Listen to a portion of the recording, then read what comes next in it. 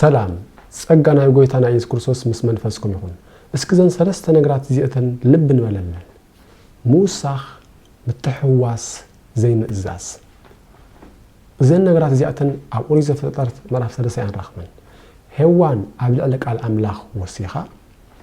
ዲያብሎስ ወይ ድማ ተመን ንቃል ኣምላኽ ምስ ቃሉ ሓዋዊሱ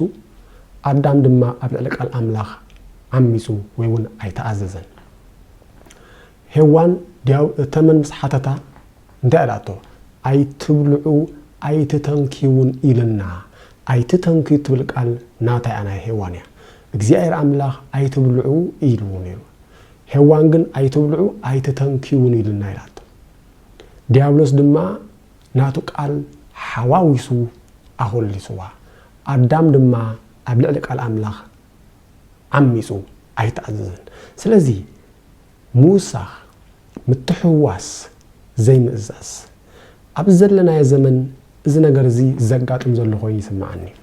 ዲያብሎስ ካብ ቀደም ካብ ጥንቲ ክሳብ መወዳእታ ነዘን ቃላት እዚኣተን ከም ዓበይቲ መሳርሒ ገይሩ ዝጥቀመለን ብፍላይ ነቶም መጽሓፍ ቅዱስ ዘጽንዑ ሰባት መጽሓፍ ቅዱስ ብትክክል ንኸይንርድኦ ንኽንሕውስን ንኽንውስኽን ምስ ሓወስናን ምስ ወስኽናን ድማ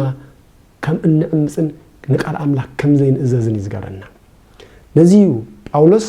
ኣብ ካልኣይ ቆሮንቶስ ምዕራፍ 2:17 ከም ዝብል በኣምላኽ ተደሪኽና ብግርህነት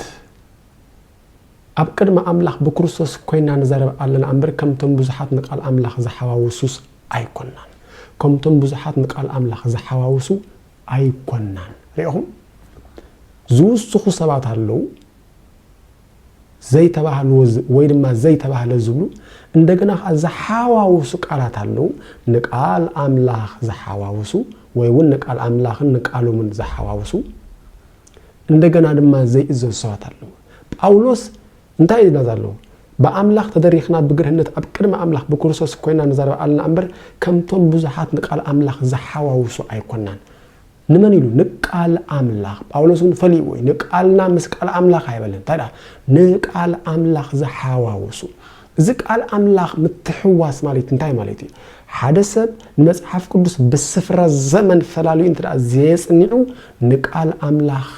ክሓዋውሱ እዩ ንናይ ሕጊ ቃል ምስ ናይ ጸጋ ቃል ክሓዋውሱ እዩ እቲ ቃል ኩሉ ናይ እግዚአብሔር ቃል ኮይኑ እናሃለወ ነገሩ ግን ካብ ቃል ሓቂ ወፂኡ ቃል ሓሶት እዩ ዝኾኑ